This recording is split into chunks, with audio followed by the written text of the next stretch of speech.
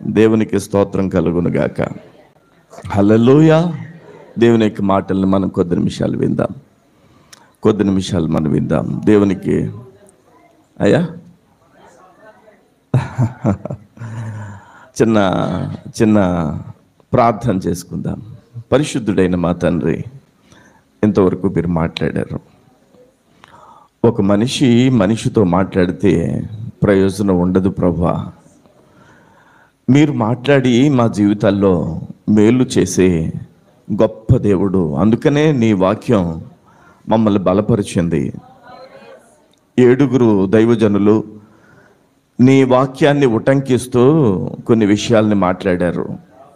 ప్రభా, ఈరోజు రాత్రి కొద్ది నిమిషాలు మీ దీన సేవకుడిని నిలబెట్టుకుని మీరు మహిమ పొందమని ప్రభువైన యేసుక్రీస్తు నామములో ప్రార్థన చేస్తున్నాను మా తండ్రి. ఆమేన్. దేవుని యొక్క వాక్యం ఈ 7 రోజులు మీరు చాలా సంతృప్తిగా విన్నారు.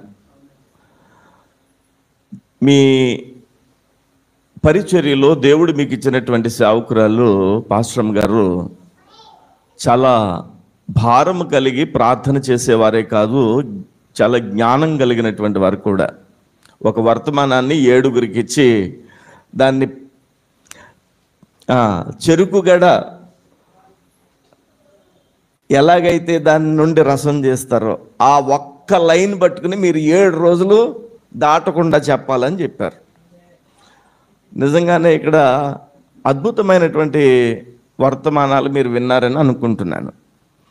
ఈరోజు రాత్రి కూడా కొద్ది నిమిషాల్లో ఆ వచనాన్ని మీకు నేను గుర్తు చేసి ముగించేస్తాను. మనం చదువుకున్నటువంటి వర్తమానంలో, చదువుకున్నటువంటి వచనం యోహాను రాసినటువంటి పత్రిక 3వ పత్రిక 2వ వచనం మనం చదువుకున్నాం. ప్రియుడా, నీ ఆత్మ వర్ధిల్లుచున్న ప్రకారం నీవు అన్ని విషయములలోనూ వర్ధిల్లుచు సౌఖ్యముగా ఉండవలెనని ప్రార్థించుచున్నాను. భక్తుడైనటువంటి యోహాను గాయు అనేటువంటి ఒక వ్యక్తికి రాసినటువంటి ఉత్తరం ఇది. ఈ ఉత్తరంలో యోహాను చాలా అద్భుతమైనటువంటి విషయాలు రాశారు. అవడానికి చిన్న పత్రికే కానీ చాలా లోతైనటువంటి సత్యాలు ఈ యొక్క 3వ పత్రికలో ఉన్నాయి. 2వ పత్రికలో సంఘములోనికి ఎవరిని చేర్చుకోకూడదో వ్రాస్తే, 3వ పత్రికలో సంఘములోనికి ఎవరిని చేర్చుకోవాలో వ్రాయబడింది. ఈ 3వ పత్రికలో వ్రాయబడినటువంటి ఈ విషయం, ఈ యొక్క పత్రికలో 2వ వచనం అంటాడు, గాయు, ప్రియుడా, నీ ఆత్మ వర్ధిల్లుచున్న ప్రకారం నువ్వు అన్ని విషయాల్లోనే వర్ధిల్లాలి. నేను మొట్టమొదటి రోజు చెప్పాను,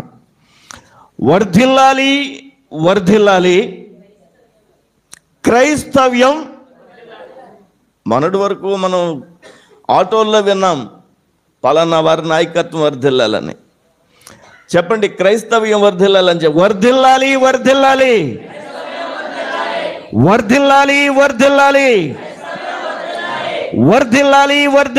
పరిశుద్ధాత్మ దేవుని ఆధిపత్యం.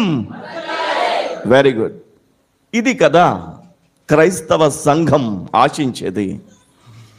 భక్తుడైన యోహాను గాయుతో అంటాడు, ప్రియుడా, నీవు అన్ని విషయాల్లోనే వర్ధిల్లాలి. అవునా? అవును, నువ్వు అన్ని విషయాల్లోనే వర్ధిల్లాలి. ఎలా వర్ధిల్లుతావో తెలుసా? నీ ఆత్మ వర్ధిల్లుచున్న ప్రకారం వర్ధిల్లాలి. నీ ఆత్మ ఎంతైతే వర్ధిల్లుతుందో నీవు అన్ని విషయాల్లోని అంత వర్ధిల్లాలి అని చెప్తాడు. నేను మొట్టమొదటి రోజు చెప్పాను, ఆత్మ వర్ధిల్లుట అనేటువంటి విషయాన్ని మొదటి రోజు చెప్పాను. ప్రభు అయిన యేసయ్య జ్ఞానమందును దేవుని దయందును మనుషుల దయందును వర్ధిల్లెను అని చెప్పే మాటను బట్టి ప్రభు అయినటువంటి యేసుక్రీస్తు మనందరికీ దేవుని యందు భయభక్తులు కలిగి ఉండేటలో ఒక మాదిరి చూపించాడు అని చెప్పాను. దేవునికి స్తోత్రం కలుగును గాక. అంతేకాదు దేవుని యొక్క సన్నిధిలో దేవుని మాట వినడం ద్వారా మనము ఆత్మయందు వర్ధిల్లుతాము అని చెప్పాము, అని ధ్యానం చేస్తాము. గుర్తుందా మీకు? ఇంకా దేవుని యొక్క మందిరంలో నాటబడినప్పుడు మనం ఆత్మయందు వర్ధిల్లుతాము అని చెప్పుకున్నాము. ఇంకా మనం విశ్వాసం కలిగి ఉన్నప్పుడు ఆత్మయందు వర్ధిల్లుతాము అని చెప్పుకున్నాం. ఇలా పలు విషయాలు మనం చెప్పుకుంటూ దేవుని యొక్క సన్నిధానంలో మొట్టమొదటి రోజు గడిచింది. ఆత్మయందు వర్ధిల్లితే మనము అన్ని విషయాల్లోనే వర్ధిల్లుతాము అని చెప్పి వాక్యంలో మనం చదవగలుగుతున్నాం. ఇప్పుడు ఎన్ని విషయాలలో ఏ విషయాలలో వర్ధిల్లుతాము అనేటువంటి విషయాన్ని చాలా క్లుప్తంగా, చాలా స్పీడ్గా, పాయింట్ వైజ్ నేను చెప్పుకుంటూ వెళ్ళిపోతాను. విశదీకరించడానికి సమయం లేదు కాబట్టి ఒక్కొక్క పాయింట్ ఒక్కొక్క పావు గంట అయినా విశదీకరించవచ్చు. కానీ ఉట్నే జస్ట్ పాయింట్స్ మీకు నేను చెప్పి ముగిస్తాను. దేవునికి మహిమ కలుగును గాక. ఇంగ్లీష్ బైబిల్లో వ్రాయబడింది ప్రాస్పర్ అని చెప్పి వ్రాయబడింది. అంటే వర్ధిల్లుట అనేటువంటి చోట ఇంగ్లీష్ బైబిల్లో వాడబడినటువంటి పదం ఏంటంటే ప్రాస్పర్. ఇక్కడ చదువుకునేటువంటి పిల్లలు కొంతమంది ఉన్నారు, అసలు చదువుకోలేనటువంటి వారు కూడా ఉన్నారు. ఇంగ్లీష్ పదం తీసుకొచ్చి ప్రాస్పర్ అంటే మాకేమర్థమవుద్ది అని అనొచ్చు. ప్రాస్పర్ అనేటువంటి ఆ పదాన్ని మనం చూస్తే అభివృద్ధి లేదా వృద్ధి చెందుట అనేటువంటి పదప్రయోగాలు, పర్యాయ పదాలు అక్కడ తెలుగులో వాడబడ్డాయి. ఈ ప్రాస్పర్ అనేటువంటి ఆ పదంలో 7 అక్షరాలు ఉంటాయి. దేవునికి స్తోత్రం కలుగును గాక. PROSPER 7 అక్షరాలు. 7వ రోజు 7 ప్రార్థనలు చేసి 7 శుభవచనాలు చెప్తే 7 పాయింట్లు చెప్పి నేను ముగించేస్తాను. అర్థమైందా? మొక్కలు అల్ల పెట్టారంటే మీరు ఎంతసేపు చెప్తానన్నారు, 7 పాయింట్లు చెప్తే ఎంత టైం పడుతుందో మాకు తెలీదా అన్నట్టు పెట్టారు. దేవునికి స్తోత్రం కలుగును గాక. హల్లెలూయా. అచ్చీపాలెం వాళ్ళు ఎంత మంచివాళ్ళు అంటే చాలా మంచివారు. దేవునికి మహిమ కలుగును గాక. చాలా స్పీడ్గా చెప్తాను. ప్రేయర్ మీకు బాగా గుర్తుండడం కోసం ఈ పద్ధతిలో చెప్తున్నాను. ప్రాస్పరస్ అనేటువంటి మొదటి పదం, ఆ పదంలో మొదటి అక్షరం P. ప్రేయర్ అంటే ప్రార్థన. 7 పాయింట్లో మొదటి పాయింట్ ఏంటి? బాగా గుర్తుపెట్టుకోవాలి, ప్రార్థన. ఎవరు దేవుని యొక్క కృపను బట్టి ఆత్మయందు వర్ధిల్లుతారో వారు ఆటోమేటిక్గా ప్రార్థన యందు వర్ధిల్లుతారు. దేవునికి మహిమ కలుగును గాక. ఎవరు దేవుని యొక్క సన్నిధానంలో ఆత్మయందు వర్ధిల్లుతారో వారు చెప్పండి ప్రార్థన యందు వర్ధిల్లుతారు. ప్రార్థన అంటే మనం అనుకోవచ్చు మోకరించి మనం చేసేటువంటి ప్రార్థనను ప్రార్థన అని అనుకోవచ్చు. ప్రార్థన అనే పదానికి పర్యాయ పదం సంభాషణ. దేవునితో మాట్లాడడమే ప్రార్థన. దేవునికి స్తోత్రం కలుగును గాక. ఆ ప్రార్థన పలు సమయాలలో పలు విధాలుగా పరిస్థితులకు అనుగుణంగా దైవజనులు, భక్తులు ప్రార్థన చేస్తూ వచ్చారు. అయితే ప్రార్థన చేయడం అనేది ఎప్పుడైతే మన జీవితాల్లో అత్యధికంగా వృద్ధి అవుతూ, అభివృద్ధి అవుతూ, వర్ధిల్లుతూ ఉందో దేవునితో సంబంధ బాంధవ్యాలు పెరిగిపోతూ వస్తాయి. అవునండి, మీకు తెలుసు, మనకు బాగా దగ్గరైన వారు, మనకు బాగా కావలసిన వారు మనతో మాట్లాడకపోతే ఏమవుతుంది చెప్పండి? మనసు బాధ కలుగుద్దా? కలుగుద్ది కదా. ప్రభు అయినటువంటి దేవుడు మనల్ని ఎంత ప్రేమిస్తున్నాడంటే ఒక్కరోజు కూడా మనం ఆయనతో మాట్లాడకపోతే తట్టుకోలేనంత ప్రేమిస్తున్నాడు ఆయన. దేవునికి మహిమ కలుగును గాక. ఆయన కూడా అంతే, ప్రతిరోజు మనతో మాట్లాడాలని ఆశపడతాడు. మనము చెప్పేది ఆయన వింటాడు, ఆయన చెప్పేది మనం వింటాం. ఇదే సంభాషణ. దేవునికి మహిమ కలుగును గాక. ఒక వ్యక్తి ఆధ్యాత్మికంగా ఆత్మలో వర్ధిల్లుతూ ఉన్నాడంటే ఆ వ్యక్తి దేవునితో నిత్యము సంభాషిస్తాడు. ఆమేన్. ఓ భక్తుడు రాశాడు, యేసన్న గారు, నీవు మాట్లాడని రోజున నా కన్నులకు నీ దురకరువాయేనే. ఆగండి ఆగండి ఆగండి ఆగండి ఆగండి. ఏమని? నువ్వు మాట్లాడకపోతే నాకు నిద్ర పట్టదు ప్రభా. నీవు మాట్లాడని రోజున నా కన్నులకు నీ దురకరువాయేనే. నీవు పెదవిప్పిన రోజున నిధి పాచిక బయలాయేనే. నీవు పెదవిప్పిన రోజున నీ సన్నిధి పాచిక బయలాయేనే. నీ సన్నిధి పాచిక బయలాయేనే. యేసయ్యా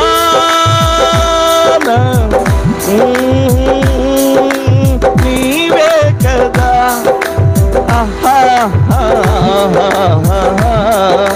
హల్లెలూయా హల్లెలూయా హల్లెలూయా హల్లెలూయా హల్లెలూయా.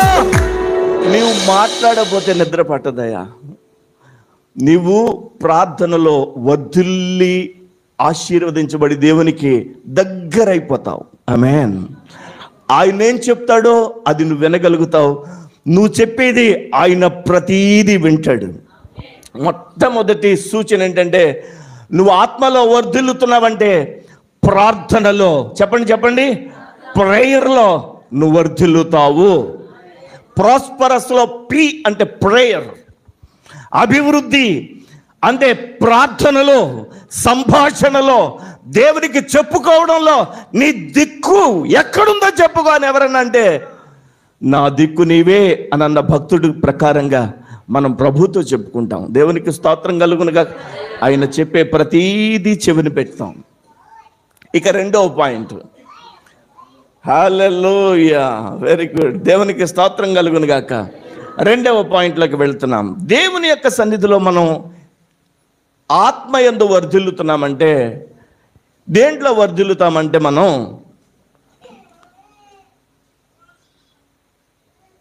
ప్రాస్పరస్లో రెండవ అక్షరం ఆర్ కదా. ఆర్ అంటే రిస్టోరేషన్, దాన్ని పునర్నిర్మాణము అని అంటారు. చెప్పండి, పునర్నిర్మాణము. ఎప్పుడు పునర్నిర్మాణం అనేటువంటి మాట వస్తుందంటే, ఒకసారి నిర్మించబడిన తర్వాత అది కూలిపోతే, పాడైపోతే అప్పుడు మరలా నిర్మాణం చేయడాన్ని పునర్నిర్మాణం అంటారు. ప్రభు అయినటువంటి దేవుడు మనల్ని మన యొక్క తల్లి గర్భంలో నిర్మిస్తే, నిర్మించబడిన మనం ఈ లోకంలోకి వచ్చిన తరువాత సాతాను మనల్ని పాడు చేస్తే, పాడైపోతే దేవుడు మనల్ని నిర్మించాడు, కాదు పునర్నిర్మించాడు. ఇప్పుడు మనం దేవుని సన్నిధిలో పునర్నిర్మాణం చేయబడ్డాం. దేవునికి మహిమ కలుగునుగాక. మనం నిర్మించబడ్డాం, కానీ ఈ లోకంలో పాడు చేయబడ్డాం. ఈ లోకంలో కురింగిపోయాం, ఈ లోకంలో అతలాకుతలమైపోయాం, ఈ లోకంలో మొత్తం మటాష్ అయిపోయాం, స్మాష్ అయిపోయాం. కానీ దేవుడు మనల్ని విడిచిపెట్టలేదు, పునర్నిర్మాణం చేశాడు. ఒక మాట మీకు నేను చదివి వినిపిస్తాను, చూడండి. ప్రార్థన గురించి ఒక వచనం కూడా చదివించలేదు. ప్రార్థన గురించి ఒక వచనం చదివించింది, ఎందుకంటే సమయం లేదు కాబట్టి 10:30 అయిపోతుంది. ఒక్కొక్క వచనం చదివి ముగించేస్తాను. ప్రార్థన గురించి ఒక వచనం చదివించిన తర్వాత అప్పుడు పునర్నిర్మాణం గురించి. ప్రార్థన గురించి వచనము చూడండి. హల్లెలూయా. మొట్టమొదటి ప్రార్థన ఆదికాండం 4వ అధ్యాయంలో ప్రారంభమైంది, 26వ వచనంలో. అబ్రహాము చేసినటువంటి ప్రార్థన ఆదికాండం 13వ అధ్యాయం 4వ వచనంలో ప్రారంభమైంది. పెట్టెను,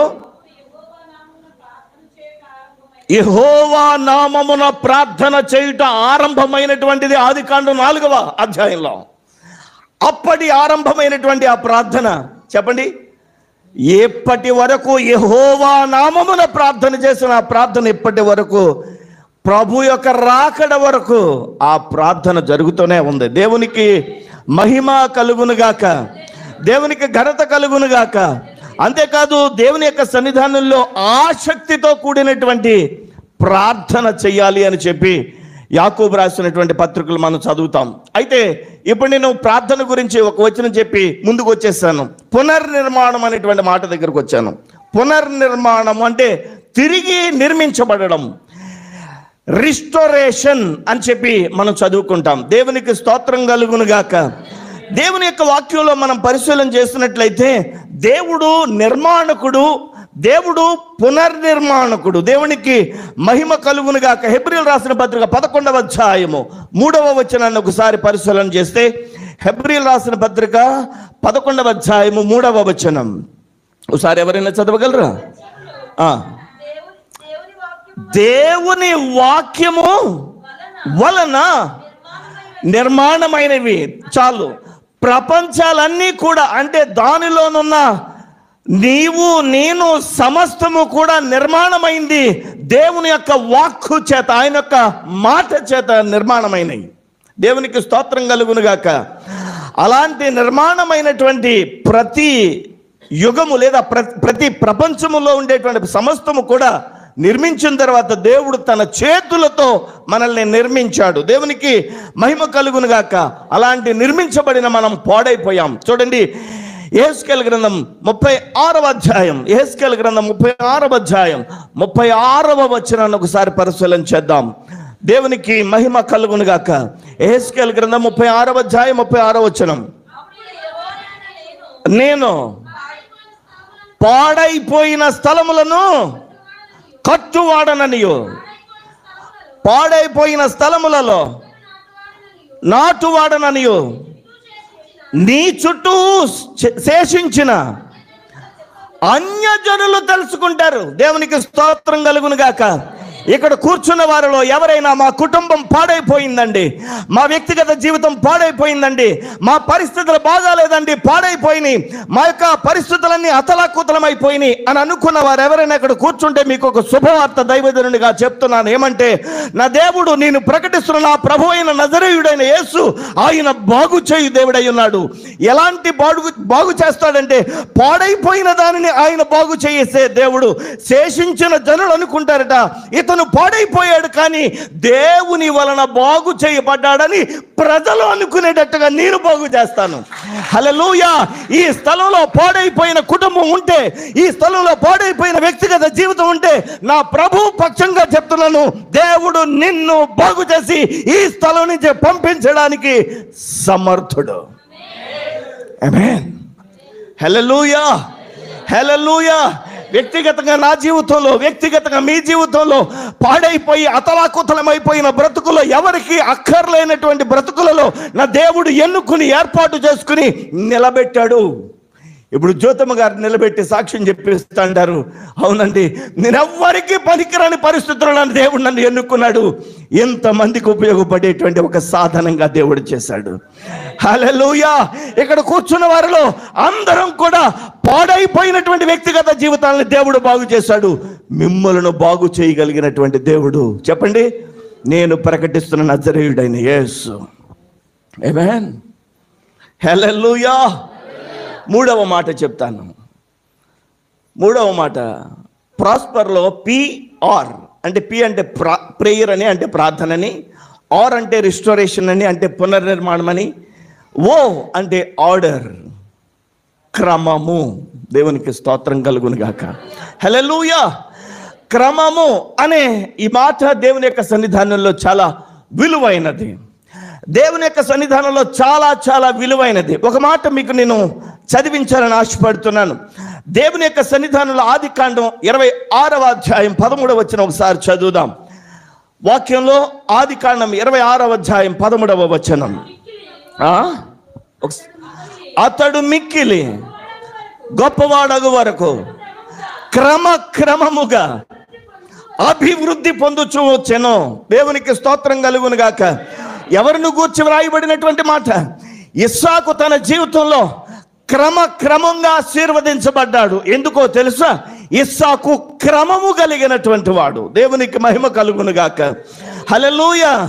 దేవుని యొక్క సన్నిధిలో క్రమము కలిగినటువంటి ఆ ఇస్సాకుని దేవుడు క్రమక్రమంగా అభివృద్ధి చేస్తూ వచ్చాడు. దేవుని యొక్క సన్నిధానంలో ప్రభు యొక్క కృప ఈరోజు మన పట్ల ఉంది. ఆయన నిశ్చయంగా ఒక్కొక్క మెట్టు ఎక్కిస్తూ ఆయన మనల్ని ఆశీర్వదించడానికి ఇష్టపడుతున్నాడు. ఎప్పుడో తెలుసా? మనము క్రమాన్ని పాటించినప్పుడు. దేవునికి చాలా విషయాల్లో క్రమమైనది పాటించడానికి దేవుని యొక్క చిత్తాన్ని అడుగుతూ ఉంటాం, ఆశపడుతూ ఉంటాం. ఒక విషయం చెప్తాను, చాలా పెద్ద విషయాల్లో క్రమమును గురించి మాట్లాడతాం, కానీ దేవుని యొక్క ఆజ్ఞలు 10 ఆజ్ఞలలో ఒక ఆజ్ఞ ఏంటో తెలుసా? నీవు ప్రతి విశ్రాంతి దినాన్ని చెప్పాలి, ఆచరించాలి.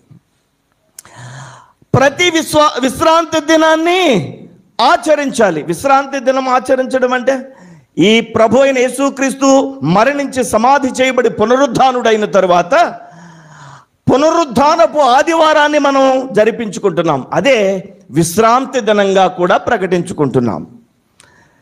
ఈ విశ్రాంతి దినమును పునరుద్ధాన దినమును ఆచరించడం అనేది చెప్పండి క్రమమైనటువంటి పద్ధతి.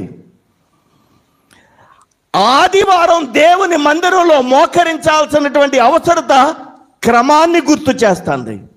ఇక్కడ మిమ్మల్ని అడుగుతున్నాను, మీరు ప్రతి ఆదివారం దేవుని మందిరంలో పాలు పొందుతున్నారా? ఒకవేళ పాలు పొందలేకపోతుంటే వాక్యంలో ఏమని వ్రాయబడిందో తెలుసా? వాక్యంలో ఏమని వ్రాయబడిందో చదివించి ముందుకెళ్ళిపోతాను. చూడండి, లూకాసు వార్త 13వ అధ్యాయము, లూకాసు వార్త 13వ అధ్యాయము 27వ వచనం చదువుదాం. అప్పుడు ఆయన అంటాడు, మీరెక్కడే వారు, మిమ్మల్ని ఎరుగరని మీతో చెప్పుచున్నాను. ఇలా వినండి, ఇలా చూడండి, నా వైపు చూడండి. ప్రభు అయిన యేసుక్రీస్తు దగ్గరికి ప్రజలందరూ వెళ్తారట. వెళ్ళి యేసుతో అంటారు, యేసయ్యా నాకు డోర్ తీ, లోపలికి వస్తాను, పరలోక రాజ్యంలోనికి వస్తాను, నిత్యరాజ్యంలోనికి వస్తాను. నీకు తెలుసు కదా, నువ్వు నాకు తెలుసు కదా, నీ ముందు నేను కూర్చున్నాను కదా, నువ్వు పెట్టినవి నేను తిన్నాను కదా, నువ్వు ఇచ్చినవి నేను త్రాగాను కదా, నీ వాక్యం నేను విన్నాను కదా, మందిరంలోకి వచ్చాను కదా అని చెప్పి అడిగినప్పుడు ఆయన అంటాడు, ఏమంటాడో తెలుసా? అక్రమము చేయువారులారా మీరెవరో నాకు తెలియదు, పొండేనంటాడు. ఎవరి అక్రమం చేయవారు అని అంటే చెప్పండి, క్రమము పాటించిన వారు. ఈరోజు మిమ్మల్ని అడుగుతున్నాను, దేవుని మందిరంలో ప్రతి ఆదివారం ఆరాధనలో పాలు పొందడం అనేది క్రమమైనటువంటి పద్ధతి. దేవుని యొక్క మందిరంలో ఆదివారం పర్వాలేదులే అనుకోవడం చెప్పండి క్రమము కానిదేంటది? అక్రమము చేయవారిని నా యేసయ్య ఏమంటున్నాడు? మీరెవరో నాకు తెలియదు అంటున్నాడు. కఠినంగా ఉంటుంది. బాగా ప్రేమించే వారికి, నిజంగా ప్రేమించే వారికి లోపల ప్రేమను కాదన్నప్పుడు కఠినమైపోతారు కదండి. నా యేసుక్రీస్తు ప్రభువారు ఎంత ప్రేమించాడంటే ప్రాణం పెట్టేటంతగా ప్రేమించాడు. ఆయన యథార్థంగా ప్రేమించాడు. ఆయన ప్రేమను వాక్యంలో వ్రాయించాడు. క్రమము కానిది, దేవుని యొక్క వాక్యానికి అక్రమముగా ఉన్న వారిని ఏమంటాడంటే అక్రమము చేయువారులారా మీరెవరు నాకు తెలీదు, మీకు నాకు సంబంధం లేదంటాడట. క్రమములో వర్ధిల్లుతాం. చూడండి, ఆత్మ యందు వర్ధిల్లే వారు దేంట్లో వర్ధిల్లుతారట? ఒకటి ప్రార్థనలో, అంటే దేవునితో సంభాషించే విషయంలో వర్ధిల్లుతారు. రెండవదిగా పోగొట్టుకున్న దాన్ని తిరిగి నిర్మించుకోవడంలో వర్ధిల్లుతారు. మూడవదిగా దేవుని యొక్క వాక్యమును పాటించుటలో క్రమమైన పద్ధతిలో సాగిపోతానికి వర్ధిల్లుతారు. అందుకనే ఇస్సాకు వర్ధిల్లాడు. ఎలా వర్ధిల్లాడంటే క్రమము. ఇస్సాకు పొలం వెళ్ళేటప్పుడటండి సాయంకాలం పొలంలో మోకరించేవాడట. సాయంకాలం పొలంలో మోకరించి దేవునిని ధ్యానించేవాడట. మీరు మోకరించండి. నేను మీకు అక్కడ ఉద్యోగస్తులు ఉన్నారా? మీరు ఉద్యోగం చేసే చోట మోకరించండి. 1-2 నిమిషాలు. మీకు పొలం ఉందా? వ్యవసాయం చేసే చోట మోకరించండి. దేవునికి స్తోత్రం కలుగును గాక. మీరు వంట బాగా చేయాలనుకుంటున్నారా? తల్లి, వంట బాగా చేసి చోట మోకరించి ఆయన అంటారు, పాపా ఏం బాగా ఉండే అనకపోతే దేవునికి మహిమ కలుగును గాక. మోకరించండి దేవుని సన్నిధిలో. ఇస్సాకు క్రమాన్ని పాటించాడు, క్రమంగా వర్ధిల్లాడు. ఆమేన్. ఇక 4వ విషయంలోకి వెళ్ళిపోతాను. మరి పరిగెత్తకి ఏం చేస్తాను? 4వ విషయంలోకి వెళ్ళిపోతాను. చూడండి, ప్రాస్పర్లో P అంటే ప్రేయర్ అని, ప్రార్థనని, ఆర్ అంటే రిస్టోరేషన్ అంటే పునర్నిర్మాణం అని, ఓ అంటే ఆర్డర్ అంటే క్రమము అని నేను మీకు చెప్పాను. 4వ అక్షరం S. S stands for secure. Secure secure అని అంటే దాని అర్థం ఏంటంటే సంరక్షణ. దేవునికి స్తోత్రం కలుగును గాక. మీకు ఒక అద్భుతమైనటువంటి విషయాన్ని చెప్తాను. ఇక్కడ ఒక అద్భుతమైనటువంటి విషయాన్ని చెప్తాను. రాజులు మొదటి గ్రంథంలో వ్రాయబడినటువంటి విషయం ఇది. మీరు ఇంటికి వెళ్ళిన తర్వాత చదువుకోండి. 5వ అధ్యాయం 9వ వచనం 5వ అధ్యాయంలో ఉంటుంది. నేను చెప్పినటువంటి విషయం ఆ 9వ వచనం ఒకటి చదవండి. 9వ రాజులు మొదటి గ్రంథం 5వ అధ్యాయం 9వ వచనం. తెచ్చెదరు, అప్పుడు వాటిని తెప్పలుగా కట్టించి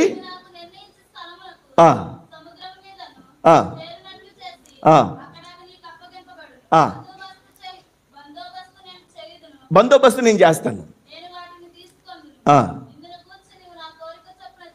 జరిగించి. ఇలా చూడండి, నా ఇంటి వారి సంరక్షణ కొరకు ఆహారం ఇచ్చదు. ఇక్కడ జరిగినటువంటి విషయం ఏంటంటే సంరక్షణ అనే చోట సెక్యూర్ అని చెప్పి వ్రాయబడింది. ఈ సంరక్షణ అనే ఈ పదం ప్రయోగం ఎక్కడ చేయబడిందంటే, సొలొమోన్ తెలుసు కదా మీకు. మీ వీధిలో ఉంటాడు ఆయన, దావీదు గారు అబ్బాయి సొలొమోన్ తెలుసు, బాగా తెలుసా? హలో, సొలొమోన్ గారు తెలుసు కదా. ఆయన మందిరం కట్టాలనుకున్నాడు. వాళ్ళ తండ్రి గారు చనిపోయారు, దావీదు గారు. దావీదు గారి యొక్క స్నేహితుడైనటువంటి హీరాము దగ్గరికి ఒక వర్తమానం పంపాడు. హల్లెలూయా, అంకులు చూసారా? దేవునికి స్తోత్రం కలుగును గాక. అంకులు నేను మందిరం కడుతున్నాను, మీ సహాయం కావాలి అన్నాడు హీరాము. తూరు రాజు అయినటువంటి హీరాము అన్నాడు, బాబు మీ నాన్నగారు నేను బాగా స్నేహితులు, ఏం కావాలి? అప్పుడు సొలొమోన్ అన్నాడు, ఇదిగో తూరు దేశంలో కలప ఉంది, అక్కడ దేవదారు మ్రాణులు ఉన్నాయి, రకరకాల మ్రాణులు ఉన్నాయి. దేవుని మందిరం కట్టడానికి ఆ చెక్క నాకు కావాలి. అంకుల్ దయచేసి ఆ కలప నీ మనుషుల చేత నువ్వే కొట్టించి నాకు పంపించవా? అప్పుడు హీరామ్ అన్నాడు, అదంత పని, మీ నాన్న నేను స్నేహితులు, సొలొమోను నేను నా మనుషులతో కొట్టి పంపిస్తాను. ఎలా పంపిస్తానో తెలుసా? వచ్చేటప్పుడు చెప్పుకున్నాం మేము. ఆ నీటిలోనట ఆ కలపని తెప్పలుగా పెట్టి తెప్పల మీద వాళ్ళు ఎక్కి ఈ సొలొమోను దగ్గరికి చేర్చారట. ఇప్పుడు ఇంతకీ హీరామ్ అంటాడు, ఇదిగో సొలొమోను, నేను నా ప్రజల్ని నీ దగ్గరికి పంపిస్తాను కదా. నా ప్రజలు తూరు దేశంలో నుండి ఇజ్రాయేలు దేశానికి వస్తారు కదా. తూరు దేశ ప్రజలకు ఇజ్రాయేలు దేశము పరదేశం అవుతుంది, అవునా? పరదేశంలో నా ప్రజలు ఉన్నప్పుడు నువ్వు సంరక్షించాలి సుమా.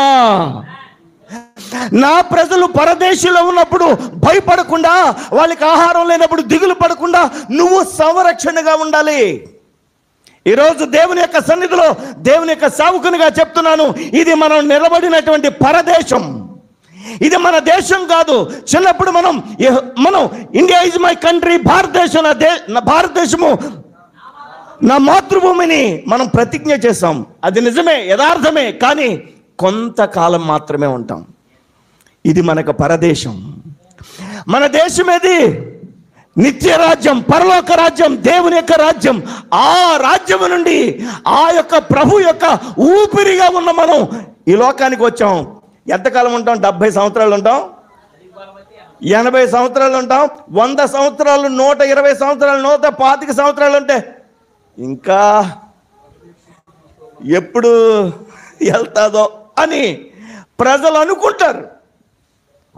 మనం తాత్కాలికంగా ఉండేవాళ్ళం. ప్రభు అన్నాడు, నువ్వు పరదేశంలో ఉండగా నేను నీకు సంరక్షకుడిగా ఉంటాను, నేను నీకు సెక్యూర్గా ఉంటాను. నీవెక్కడున్నావో తెలుసా? హీరాము ప్రజలు, తూరు దేశ ప్రజలు ఇజ్రాయేలులో ఉన్నప్పుడు వారు పరదేశులుగా ఉన్నారు. వారు పైగా ఎందుకు వచ్చారో తెలుసా? దేవుని మందిర నిర్మాణం కోసం వచ్చారు. ఇప్పుడు మనం ఎందుకు ఎక్కడ ఉన్నామో తెలుసా?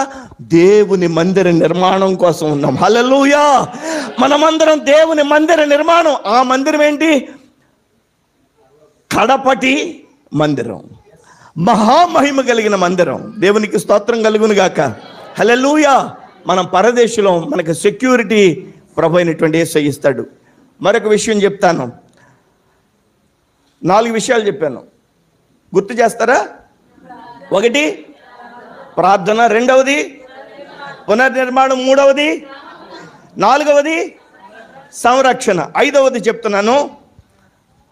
చెప్తున్నాను సమృద్ధి.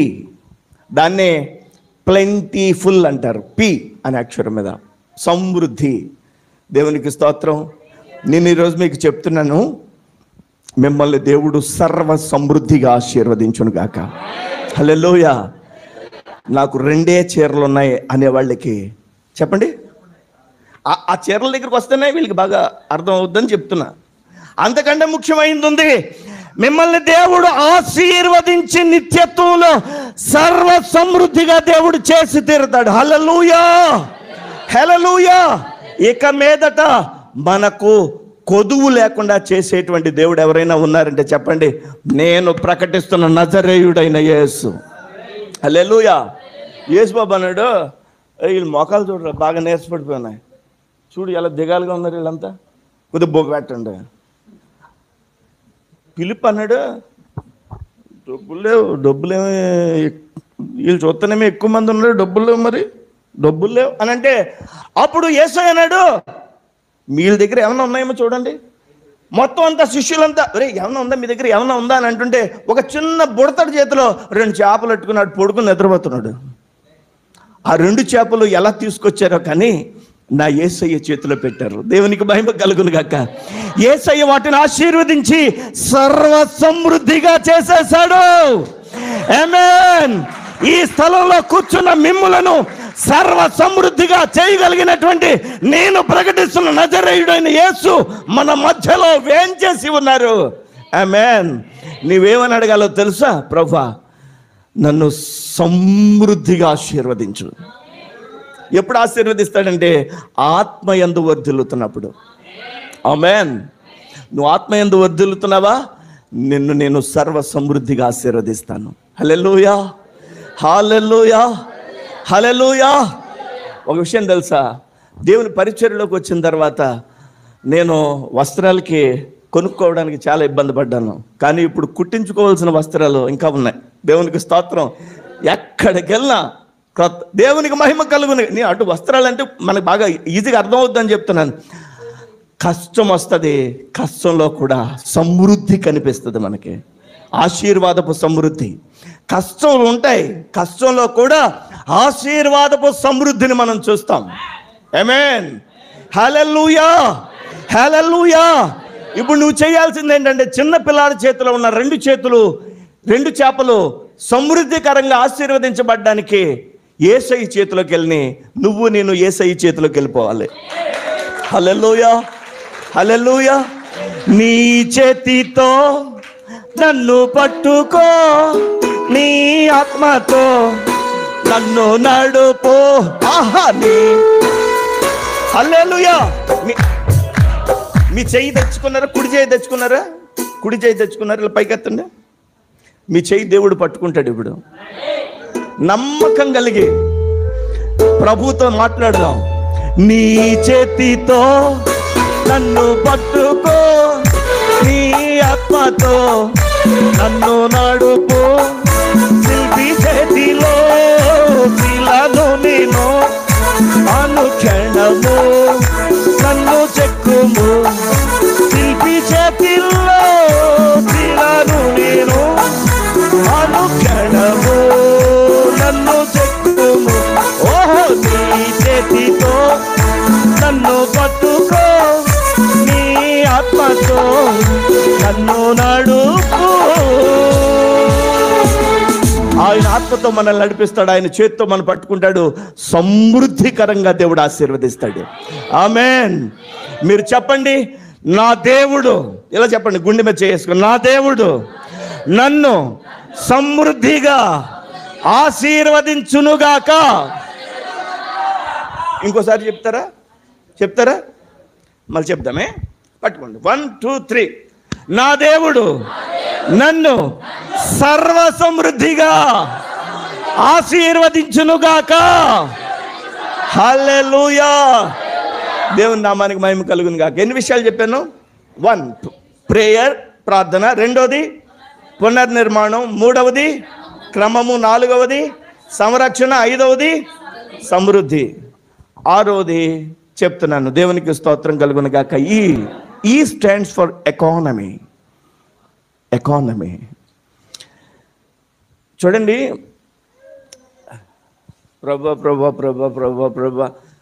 ప్రభా సంతకు డబ్బులు లేవు ప్రభా, సంతకు డబ్బులు లేవు ప్రభా, సంత మొత్తం ఒక్కొక్కటి 1/2 కేజీ మా ఇంటికి వచ్చేయాలి ప్రభా.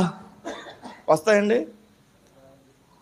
అవి రావడానికి దేవుడు మనకి ఏం ఇస్తాడంటే డబ్బులు ఇవ్వాలి. దేవునికి స్తోత్రం కలుగును గాక. హల్లెలూయా. ఫైనాన్షియల్గా క్రైస్తవ సంఘం ఇబ్బంది పడడం దేవునికి ఇష్టం లేదు. ఫైనాన్షియల్గా ఒక వ్యక్తి బాధపడడం దేవునికి ఇష్టం లేదు. దేవునికి స్తోత్రం కలుగును గాక.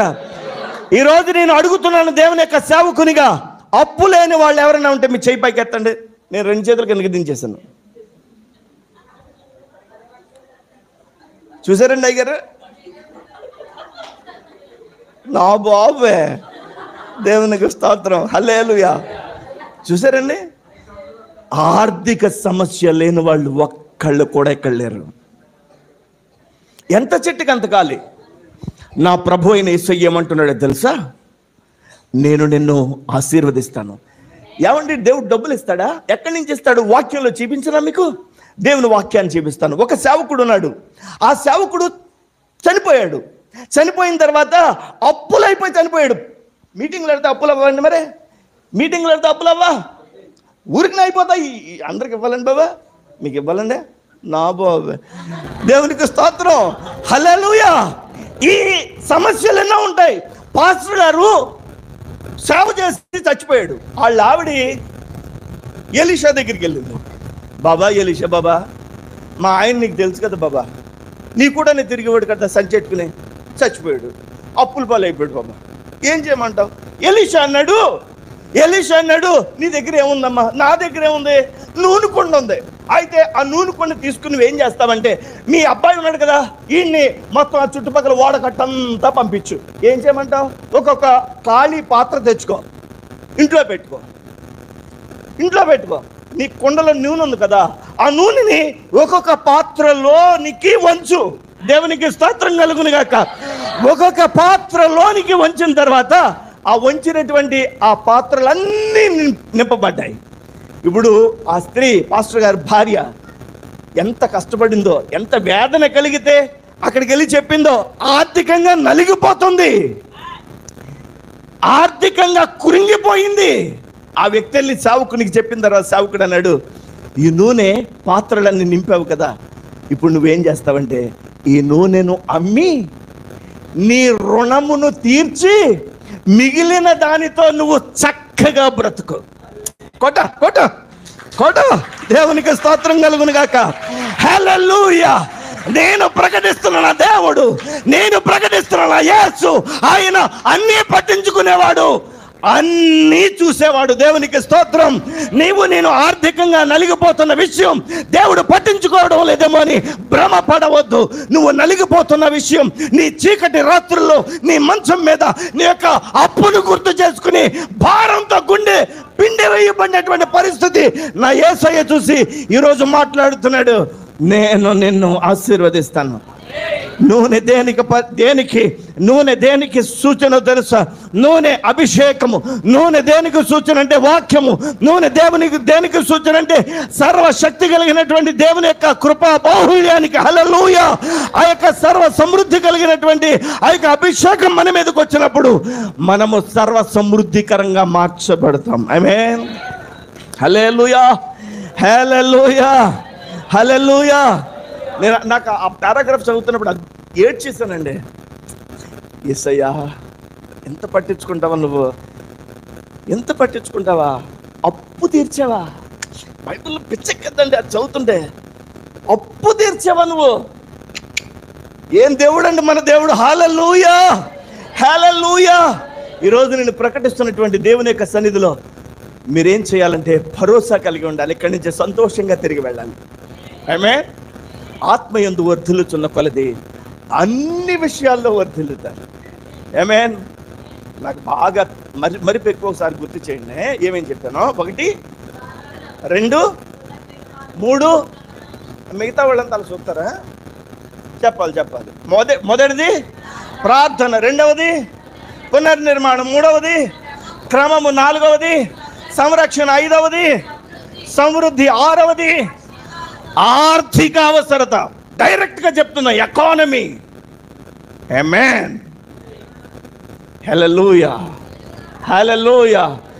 ఈ మందిరము నిర్మించడానికి కావలసినటువంటి ఆర్థిక వనరులన్నీ కూడా నేను ప్రకటిస్తున్న నజరేయుడైన దేవుడు నిశ్చయముగా కలిగించునుగాక. ఆమేన్. మీరు దేవుని సన్నిధిలో పెళ్లి చేయడానికి, ఇల్లు కట్టడానికి, అప్పు తీర్చడానికి, కావాల్సినవి కొనడానికి మన దేవుని సన్నిధిలో ఏం చేయాలి? మనం అప్లికేషన్ పెట్టాలి. ఆమేన్. ఆర్థిక అవసరాలను కూడా పట్టించుకునే దేవుడు మన దేవుడు. అందుకనే ధైర్యంగా రాస్తాడు, అన్ని విషయాలు వర్ధిల్లయ్యా నువ్వు గాయు అని. ఆమేన్. ఇక చివరి విషయాన్ని నేను చెప్పి ముగించేస్తాను. ఆర్ స్టాండ్స్ ఫర్ రిసోర్స్ఫుల్, అంటే వనరులు. ఆమేన్. బాగా గమనించాలి, ఇది బాగా కాస్తంత జాగ్రత్తగా పరిశీలన చేయాలి. ఇంక ముగింపులోకి వచ్చేసాం. ఇది 7వ మాట చెప్తున్నాను. 6 మాటలు చెప్పాను, 7వ విషయం వనరులు. సేవకునికి వనరులు ఏంటో తెలుసా? సంఘమే. దేవునికి స్తోత్రం. మాకున్న వనరులు ఏంటో తెలుసా? మీరే. దేవునికి స్తోత్రం కలుగును గాక.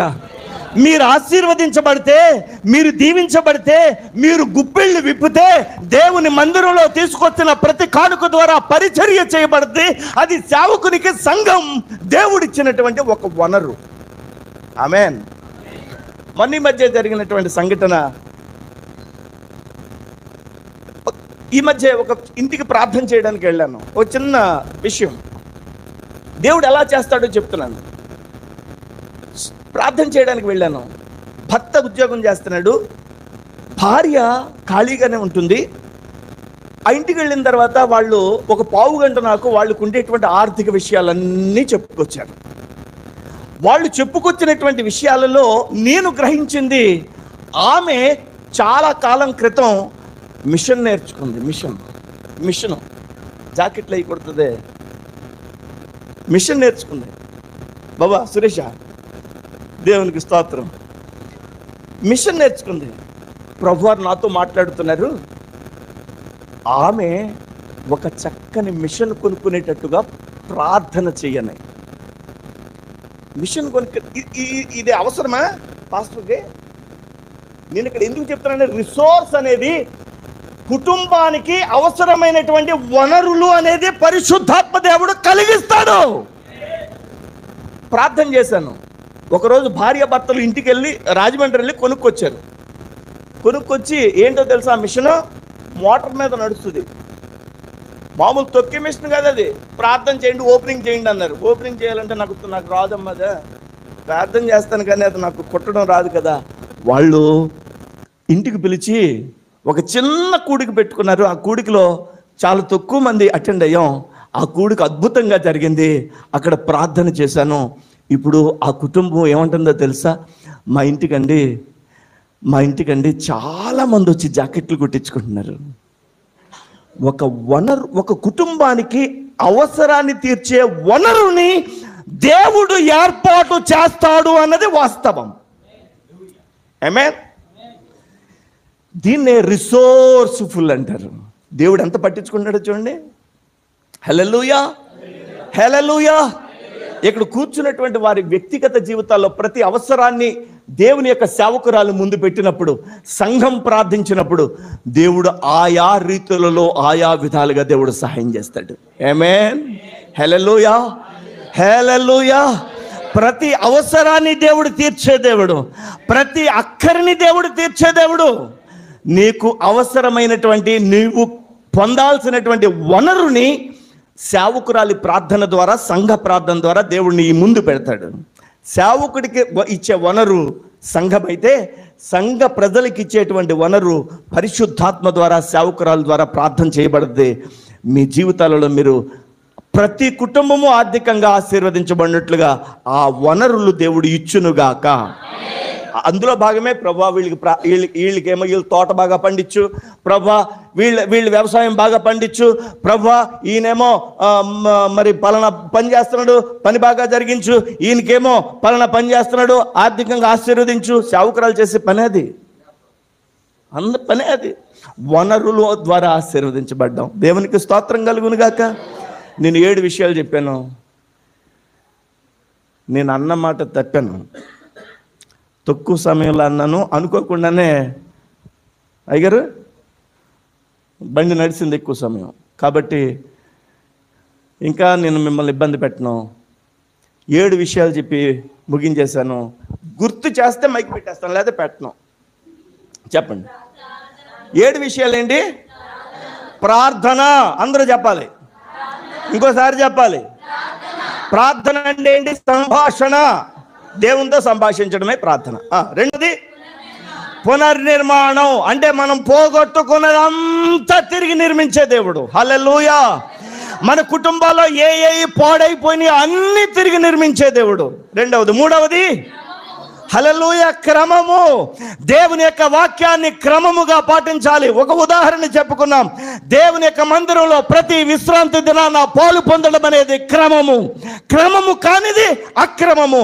అక్రమము చేయువారులారా ఇద్దరు నుండి పొండి అనేటువంటి స్థితి దేవుడు మనకి ఇవ్వకుండా ప్రతి ఆదివారం దేవుని మందిరానికి వచ్చి పాలు పొందమని దేవుని యొక్క సేవకుడిగా విజ్ఞప్తి చేస్తున్నాను. 4వది సంరక్షణ. దేవుడు మనకి కాపుదల. ఎక్కడో తెలుసా? తూరు దేశపు ప్రజలకి ఇజ్రాయేలు దేశంలో, పరదేశంలో సంరక్షణ ఇచ్చినట్టుగా, సెక్యూరిటీ ఇచ్చినట్టుగా పరదేశమైనటువంటి ఈ దేశంలో మందిర నిర్మాణ పనిలో ఉన్న మనకి దేవుడు ఒక సంరక్షణ ఇచ్చాడు. దేవునికి స్తోత్రం కలుగునుగాక. హల్లెలూయా. తర్వాత సమృద్ధి, సర్వ సమృద్ధి. నువ్వు ఈరోజు అనొచ్చు, అయ్యా నా పరిస్థితి ఇంతే ఉంది, నా పరిస్థితి ఇంతే ఉంది. దేవుడు నిన్ను నిశ్చయముగా ఆశీర్వదిస్తాడు అన్నాడు. ప్రజలు అనుకుంటారు నువ్వు సమృద్ధిగా ఉన్నావని. నువ్వు అనుకోవడం, నువ్వు చెప్పడం కాదు, ప్రజలు నిన్ను కూర్చో అనుకుంటారు సమృద్ధిగా ఉన్నావని. అలా చేస్తా. హల్లెలూయా. ఇంకేమంటాడు దేవుడు? ఆమేన్. ఎకానమీ, ఆర్థిక అవసరతలను కూడా తీరుస్తాడు దేవుడు. పైనుంచి డబ్బేస్తాడా?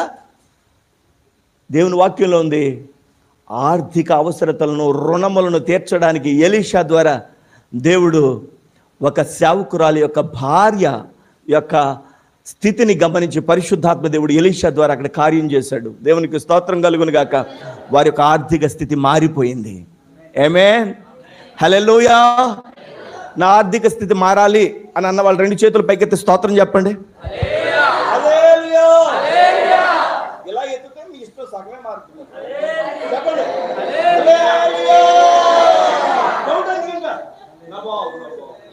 హల్లెలూయా. హల్లెలూయా. చెప్పండి. హల్లెలూయా. ఇంక చివరిది వనరులు. దేవునికి ఎలా చేస్తాడో తెలీదు, వనరుల ద్వారా దేవుడు చేస్తాడు. దాన్నే వాక్యం చదివించలేదు. సమయోచితమైనటువంటి సహాయం అనేటువంటి పదప్రయోగం వాడాడు. ఎలా చేస్తాడో తెలీదు, ఎలా ఇస్తాడో తెలీదు, కానీ ఇస్తాడు. ఆమేన్. హల్లెలూయా. ఈరోజు రాత్రి మీరున్నటువంటి వచనాలు మీ హృదయాలను తాకితే చిన్న ప్రార్థన చేస్తాను, నాతో ఏకీభవించండి. ప్రియమైనటువంటి నా ప్రభువా, ఈ రాత్రి నాతో మాట్లాడావు స్వామి. ఈ రాత్రి నాతో మాట్లాడావు ప్రభా. ఆత్మ వర్ధిల్లుచున్న ప్రకారం అన్ని విషయాల్లో వర్ధిల్లున్నట్లుగా మీరు సహాయం చేశారు. మీ కృపను అనుగ్రహించండి. మీరు తోడై ఉండండి ప్రభా. ఈ రాత్రి మీరు మాట్లాడారు స్వామి, నీకు స్తోత్రాలు. ఈ రాత్రి మీరు మాట్లాడినందుకు నీకు వందనాలు చెల్లిస్తున్నాను మా స్వామి. ఈ రాత్రి మీరు మాట్లాడినందుకు మీకు స్తోత్రాలు చెల్లిస్తున్నాం మా ప్రభా. అమ్మా, ఆర్థికంగా నలిగిపోతున్నావా తల్లి? సమృద్ధి లేదా? ఇంటిలో ఒకటి ఉంటే ఒకటి ఉండదు కదా. నీ వంటగదిలోకి వెళ్తే ఒకటి ఉంటే ఒకటి ఉండదు. అది యథార్థమైన విషయమే కదా. సమృద్ధి లేదు కదా తల్లి. ప్రభు నీతో ఈరోజు ఏం మాట్లాడాడో తెలుసా? నిన్ను సమృద్ధిగా ఆశీర్వదిస్తాను, నిన్ను సమృద్ధిగా ఆశీర్వదిస్తాను, కానీ నువ్వు ఆత్మలో వర్ధిల్లాలి. అమ్మా, నువ్వు ప్రభుతో మాట్లాడి ఎన్ని రోజులు అయిపోయిందమ్మా? ప్రభుతో మాట్లాడి ఎన్ని రోజులు అయిపోయింది? ప్రభు మాట్లాడుతున్నాడు ఈరోజు. నాతో సంభాషణ నీకు అవసరం కదా. ఆత్మ యందు వర్ధిల్లుచున్న కొలది నువ్వు నాతో సంభాషించేటువంటి ఆ పరిస్థితి వర్ధిల్లుతుంది. ఎంత మంచి దేవుడు స్వామి, నీకు స్తోత్రాలు. ఎంత మంచి దేవుడు తండ్రి, నీకు స్తోత్రాలు. హల్లెలూయా. ప్రభా, నేను పరదేశంలో ఉన్నాను స్వామి. ప్రజలు అనుకుంటున్నారు తమ కట్టిన ఇళ్లలో నిత్యము ఉండిపోతారేమో అని. కట్టిన ఇల్లు శాశ్వతం కాదు, శాశ్వతం కాదయ్యా. ఒకరోజు ఈ భూమిని విడిచి వెళ్ళిపోవాలి. ఇది పరదేశం. మనకి పరదేశములో సంరక్షణ. ఆహా, ఏమి అద్భుతమైనటువంటి మాట. పరలోకంలో సంరక్షణ నా యేసు క్రీస్తు ప్రభువారు ఇవ్వడానికి సిద్ధంగా ఉన్నాడు. మారు మనసు పొంది రక్షణ అనుభవంలోనికి రావాలి. అమ్మా, నీ ఆర్థిక వ్యవస్థను మార్చి నీ జీవితానికి, నీ కుటుంబానికి ఒక చక్కని వనరుని ఇవ్వనై ఉన్నాడు. ప్రభువా, సహాయం చేయి. సేవకులారా, నాకు వనరు నీ సంఘమే. ప్రభువా, నీ సంఘము ఆశీర్వదించబడితే అదే నాకు వనరు. నీ సేవ మీదే ఆధారపడ్డామయ్యా. నీ సేవే మాకు వనరులు ప్రభువా. ఇక్కడ కూర్చున్నటువంటి నాయన సంగీత కళాకారులు ఉన్నారు, సంగీత విద్వాంసులు ఉన్నారు, వాళ్ళకి అది వనరు. ప్రభువా, ఇక్కడ కూర్చున్నటువంటి పిల్లలు ఉన్నారు, వాళ్ళకి అది వనరు. చక్కని వనరులను అనుగ్రహించి సహాయం చేయండి. పరిశుద్ధుడైన నా తండ్రి, ఈ చివరి రోజు 7 మాటల ద్వారా మమ్మల్ని ఆశీర్వదించారు. విత్తబడిన వాక్యం ఫలింపజేసి కృప చూపించి మహిమ పొందమని, నీ రాజ్యానికి నన్ను మమ్మల్ని హక్కుదారులుగా చేయమని ప్రభువును రక్షకుడైన యేసుక్రీస్తు నామములో ఈ ప్రార్థన సమర్పిస్తున్నాను మా తండ్రి. ఆమేన్.